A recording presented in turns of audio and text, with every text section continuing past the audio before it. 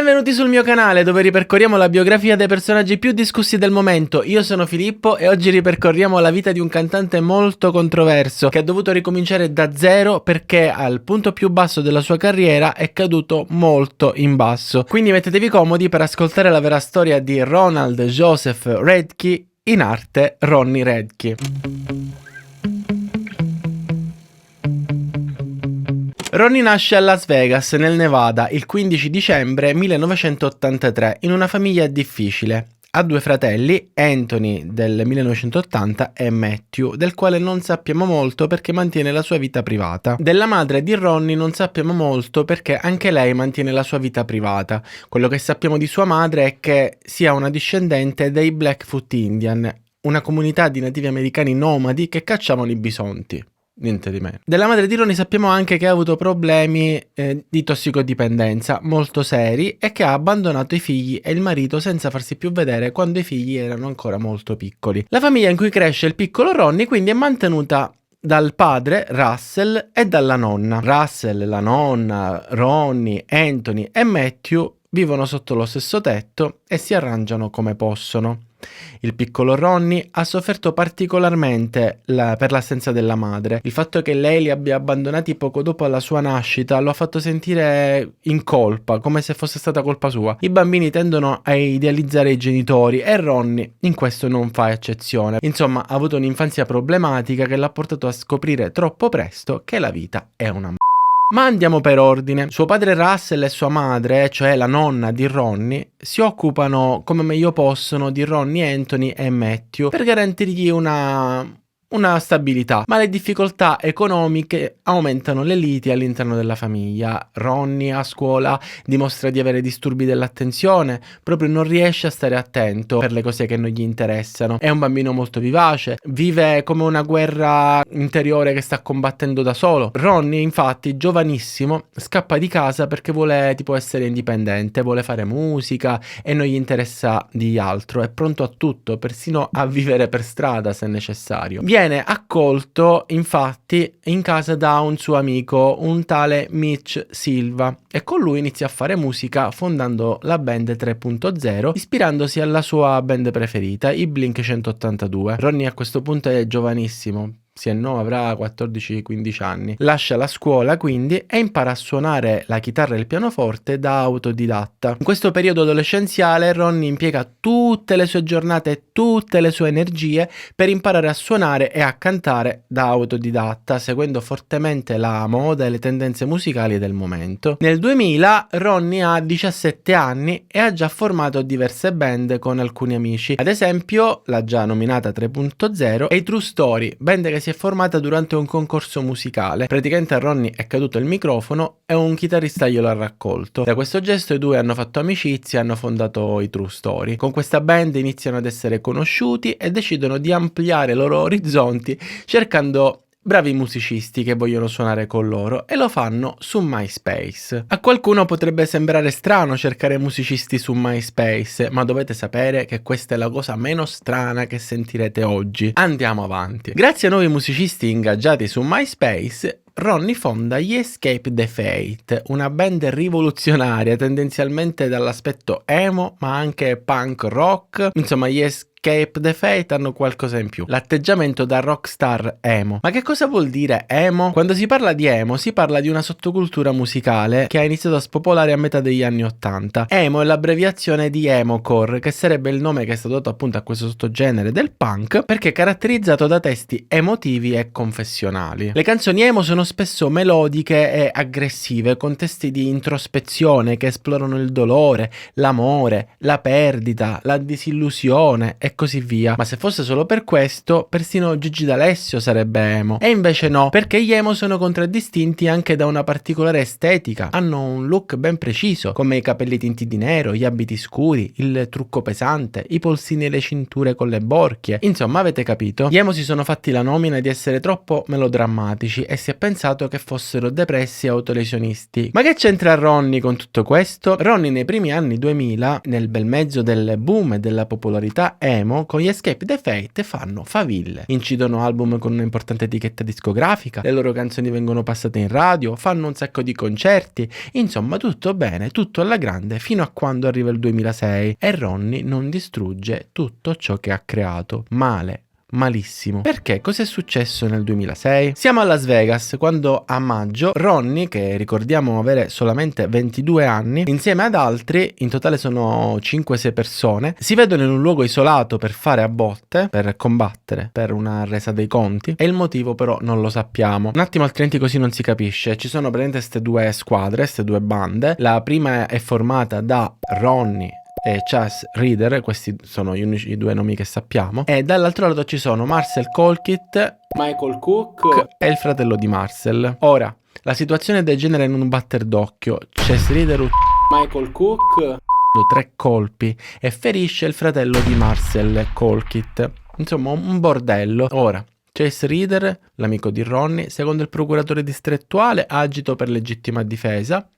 e viene rilasciato poco dopo, e Colquitt, l'amico del tizio che è morto, per i forti sensi di colpa si suicida poco prima del processo. Ronnie invece, che a quanto pare ha organizzato questo incontro, viene accusato di aggressione e condannato a passare 5 anni in libertà vigilata, a frequentare un programma di riabilitazione per la dipendenza da alcol e a svolgere lavori socialmente utili e a risarcire la famiglia della vittima con $90.000. Ora, Ronnie passa tutto il 2007 agli arresti domiciliari e fingendo di seguire il programma di riabilitazione. E nel 2008 scappa, si nasconde, nessuno lo trova.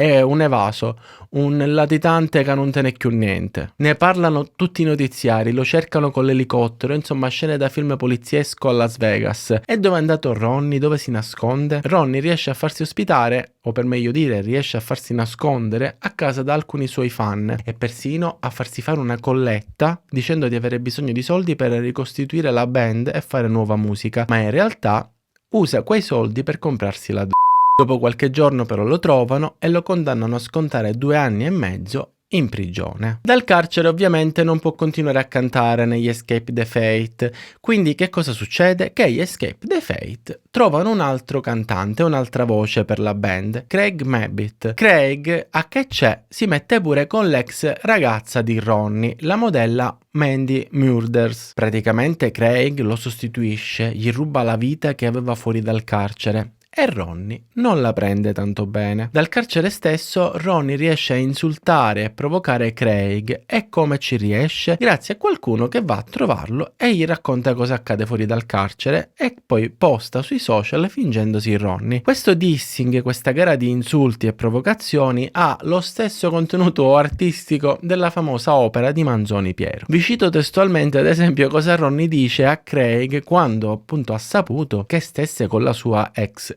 ragazza. Fingerò che sia una citazione colta. Ho saputo che stai con la mia ragazza.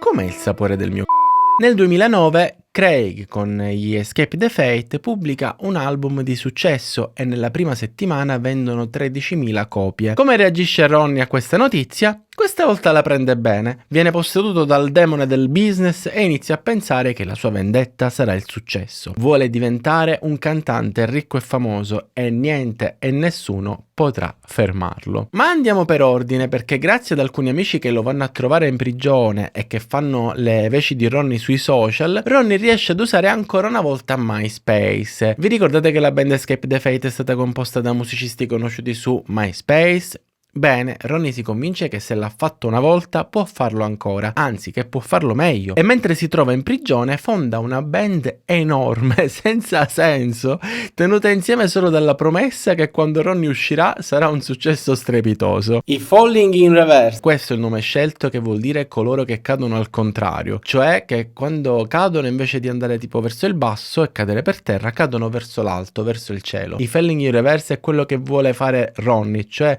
dopo essere caduto vuole rendere quella caduta una rinascita, vuole il contrario di cadere, vuole sollevarsi, solo che cadere è facile, risollevarsi è faticoso, è molto faticoso. Tutti aspettano con ansia che Ronnie esca di prigione e finalmente accade. Ronnie si mostra subito un'altra persona, addirittura durante un'intervista si fa vedere con Craig, quello che l'ha sostituito, che si è messo pure con la sua ex ragazza, e dice che tra loro va tutto bene, gli screzi passati sono stati amplificati dai fan, ma loro sono a posto, loro sono amici e le loro band andranno addirittura in tour insieme probabilmente. Risollevarsi sarà meno faticoso senza nemici. Nel 2011 con i Falling in Reverse Ronnie pubblica il suo primo album di debutto dal titolo The Drug in Me Is You, la mia sei tu, ed è un successo immediato, arrivando alla 19ª posizione della classifica Billboard. La canzone piace moltissimo e il videoclip che l'accompagna su YouTube in questi 10 anni dall'uscita ha superato le 100 milioni di visualizzazioni. Ronnie è tornato e sta accadendo al contrario, fino a quando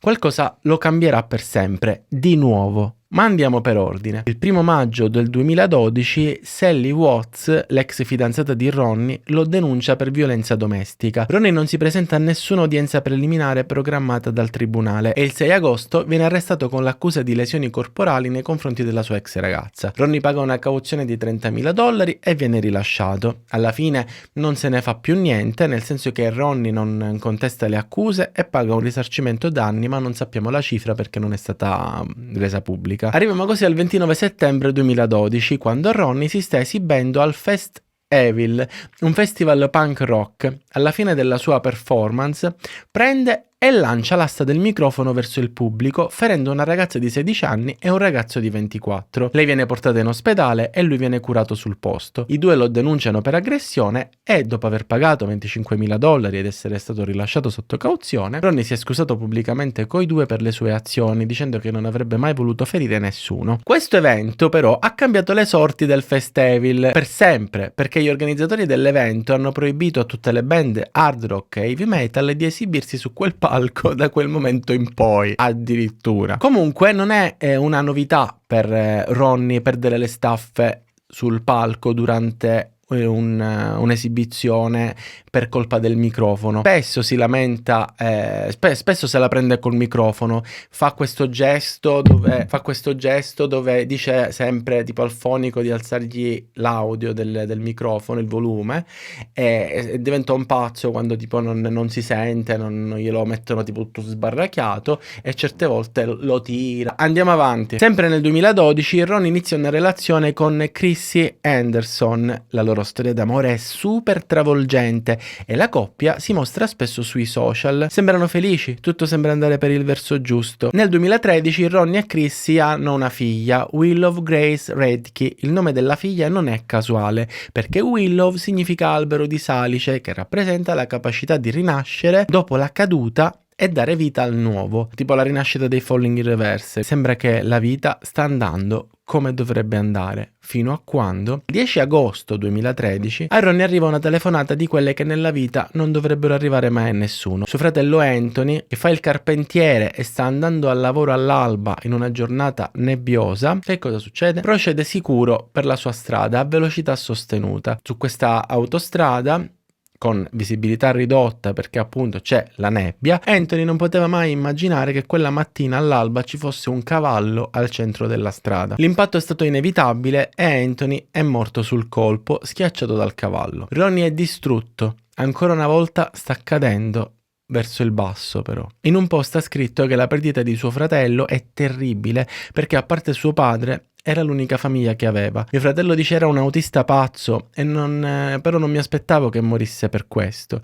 E adesso che ha lasciato una moglie e 5 figli, dice Ronnie, non so cosa fare. Così fa quello che può e scrive 2 canzoni palesemente dedicate a suo fratello Anthony, canzoni che riflettono sul dolore della perdita e il trauma dell'abbandono. Queste canzoni si intitolano Brother e Chemical Prisoners. Il 28 ottobre 2013 Ronnie e il frontman che l'ha sostituito negli Escape the Fate, Craig, annunciano che saranno davvero in tour insieme all'inizio del 2014. Nel 2014 Ronnie e Chrissy si lasciano. Pare Chrissy abbia scoperto un tradimento che Ronnie avrebbe compiuto durante il periodo della gravidanza di Willow. Non sappiamo molto altro, sappiamo solo che sono rimasti in ottimi rapporti e che Ronnie ha mantenuto la bigenitorialità di Willow e che partecipa alla cura di sua figlia tanto quanto Chrissy. Anzi, a dirla tutta, Willow sembra aver preso la vena artistica del padre, ma è ancora presto per parlare di lei, quindi andiamo per ordine. Sempre nel 2014, durante un evento musicale dei Falling in Reverse, si presenta attimpulata la madre di Ronnie.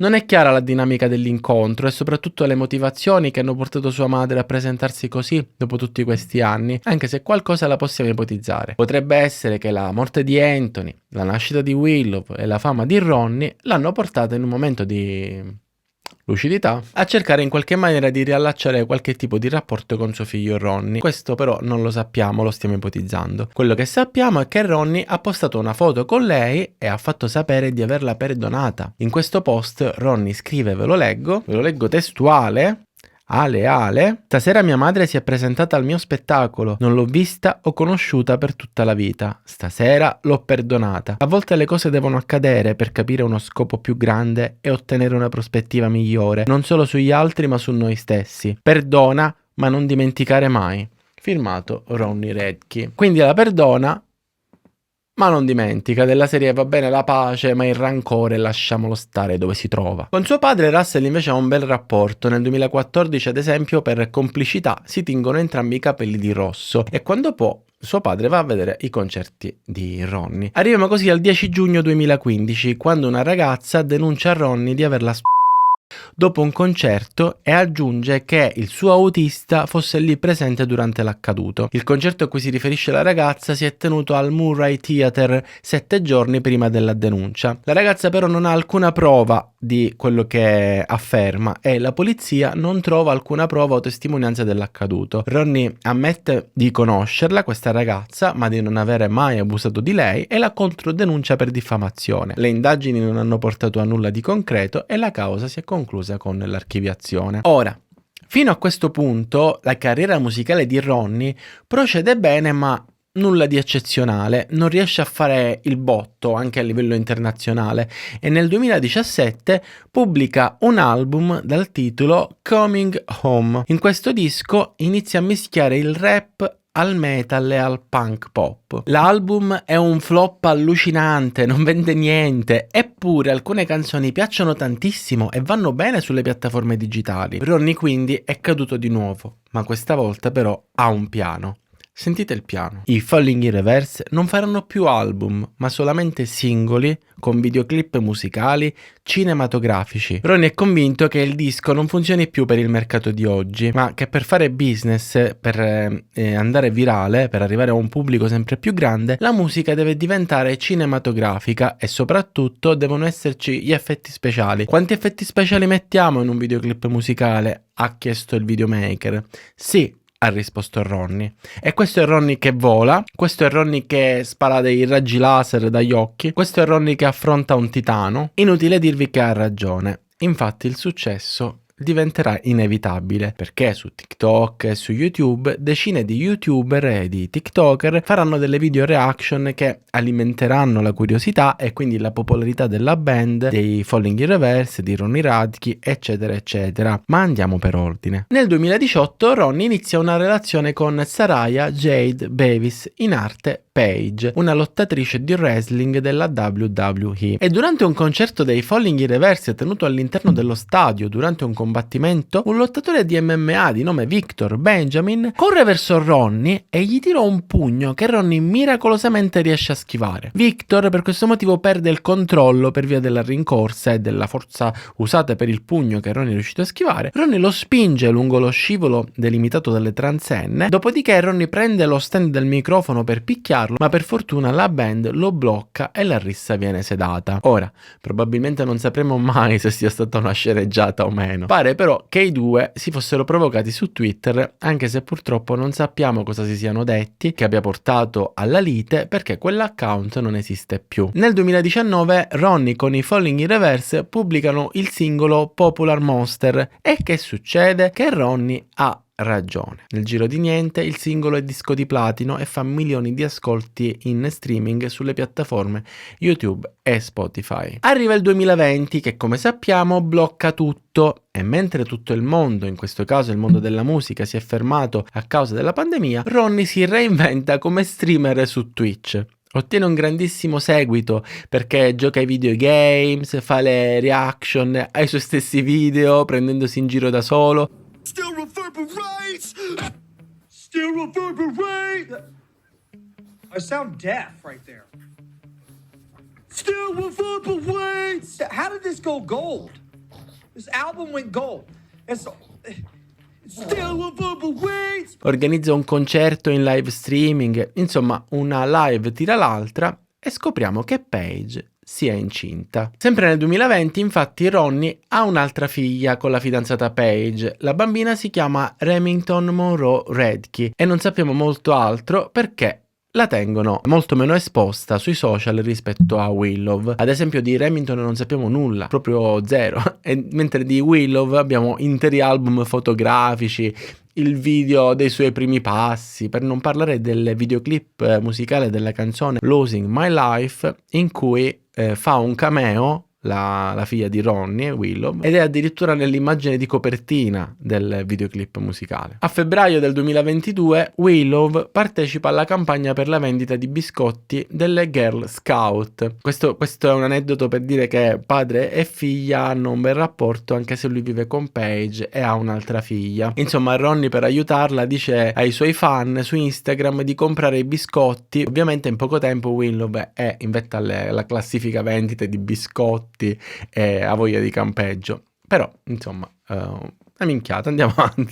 Tutti i fan aspettano di vedere la prossima canzone. Ronnie è sempre più rap, ma anche metal, ma anche pop. Insomma, Ronnie se ne fotte del genere musicale. Lui se lo inventa il genere musicale, li mette tutti insieme. Quando canta, infatti, anche vocalmente, Ronnie è in grado di spaziare dalle urla al parlato rapido tipo del rap, fino ad arrivare a una particolare tecnica vocale chiamata growl, che significa tipo ruggire, ed è un tipo di voce gutturale prodotta dalla gola e non dalle corde vocali. Se infatti per sbaglio, per produrre questo suono, venissero usate le corde vocali, se usasse le corde vocali, queste verrebbero gravemente danneggiate. Ad alcuni cantanti è successo, quindi insomma il rischio c'è. Vi metto su Instagram un esempio, così ve lo andate a vedere senza troppi sbattimenti, anche se penso che lo conoscete tutti, l'avete capito, è tipo non lo so fare. Arriviamo così al luglio del 2023, quando Ronnie viene bannato da TikTok e il suo account Twitter viene oscurato. Perché? Cos'è successo? Ronnie praticamente critica la foto di una famosissima influencer trans, Dylan Mulvaney, intenta a tenere in mano una scatola di Tampax, e dice Ronnie: è estremamente offensivo, dice, per tutte le donne e deride la loro biologia. Ma il neoeletto voce di tutte le donne sarà riuscito a farsi sentire? La sua voce sarà stata abbastanza forte? Il 29 luglio viene bannato da TikTok, quindi sì, mi sa che qualcuno l'ha sentito. E che cosa fa? Scrive su Twitter di essere stato bannato da TikTok e che la maggior parte delle donne non vuole essere chiamata cisgender. Poco dopo alcuni utenti gli fanno notare che non si riesce a trovare più il suo account su Twitter perché io l'hanno oscurato, e commenta a Ronnie qualcosa del tipo: sono un bandito oscurato, la libertà di parola è morta, l'America è perduta. La shitstorm continua e Ronnie viene accusato da tutto l'internet di transfobia. Prende parola anche Dylan Mulvaney, che racconta su TikTok che lei non ha mai pubblicizzato i Tampax, che le piace tenerli in borsa e poter essere utile alle sue amiche nel caso in cui dovessero averne bisogno. In questa indignazione generale Ronnie continua a difendere la sua posizione sostenendo di non essere transfobico. Io non sono transfobico, perché nessuno mi crede? Ma in un'altra circostanza è ancora più provocatorio e non si capisce bene dove voglia andare a parare, perché risponde a un commento con su scritto: una donna e chiunque si identifica come tale, risponde Ronnie, figo. Allora io mi identifico come un uomo nero. Dove sono le mie riparazioni? Cosa sono le riparazioni? Sono alcuni benefici che gli Stati Uniti applicano ad esempio a discendenti degli schiavi per aiutarli economicamente, socialmente. Quindi Ronnie dice: se mi identifico come uomo nero, allora ne posso acquisire i diritti? Cioè, un maschio che si identifica come donna vuole acquisire i diritti? Ronnie durante le interviste continua a ripetere di non essere omofobo o transfobico, sempre con tono scherzoso e provocatore, ad esempio dicendo: perché non mi credete? Volete che faccia sesso con un uomo per dimostrarvelo? A inizio giugno esce una nuova canzone, la canzone si intitola All My Life, una canzone tendenzialmente country ambientata nel Far West. Ronnie ha voluto all'interno del cast Blair White, una donna trans youtuber e attivista che tempo fa lo aveva intervistato. La scena con Blair più significativa del videoclip musicale è questa: escono dal saloon e si sfidano a duello, si colpiscono entrambi con un'arma da fuoco e dalle loro ferite esce un arcobaleno che si unisce, dal quale appare la testa di un unicorno e poi appare la testa di Ronnie. Ma ve lo immaginate chi l'ha pensata questa scena e l'ha dovuta spiegare agli altri? Allora, dai vostri corpi uscirà un arcobaleno, non appena si unirà apparirà la testa di un unicorno e subito dopo la testa di questo unicorno apparirà la testa di Ronnie che dirà buh, cioè fuso come Turbo Paolo mentre finge di essere l'asciugamani ad aria. Come? Infantile. Comunque andiamo avanti, all'interno del salone c'è una rissa e tra i vari personaggi scopriamo esserci anche Gabby Tuft, una famosa donna trans ex campionessa di wrestling. Ma con questo videoclip Ronnie, a parte aver dimostrato di avere tanti amici trans, ha dimostrato anche di non essere transfobico. Per alcuni utenti dell'internet no. Ronnie infatti qualche giorno fa pubblica una mail nella quale viene insultato e preso di nuovo per bigotto, omofobo e transfobico. Lui, indignato, risponde a questi mail con un TikTok, riprende il discorso del ban e di queste accuse che non ritiene fondate e ricorda persino della cattiveria gratuita di alcune persone per quanto successo alla Bud, la birra, che qualche anno fa ha scelto Dylan, quella di cui abbiamo parlato a proposito del Tampax, come volto per pubblicizzare la nuova Bud Light, e sui social hanno iniziato a circolare video di gente che la butta, che butta le lattine di birra Bud Light perché che schifo, non vogliamo bere la birra sponsorizzata da una trans. E niente, conclude dicendo: come posso essere omofobo se in questo tour di 20 anni fa ho baciato un ragazzo? Ma comunque, avete mai visto Ronnie con l'uccello in mano? O con l'uccello sul divano che fa sì con la testa? Ovviamente sto parlando dei suoi pappagalli che su TikTok stanno facendo impazzire un sacco di fan perché porca miseria ballano a tempo di musica. Insomma, io direi che per oggi possiamo fermarci qui. Vi ricordo che su Pumpling ci sono un sacco di magliette bellissime e molto altro che potete comprare e con il codice biografo vi scegliete un paio di calze gratis e contribuite a sostenere il canale, che non fa mai male. Tra l'altro vogliamo parlare di questa maglietta raffigurante il nostro amato supereroe della divulgazione storica Alessandro Barb Hero. Io non vedo l'ora di averla. Adesso però vado a preparare la prossima biografia perché insomma, come si è capito, ci stiamo dando dentro qua una biografia ogni 10 giorni massimo e basta.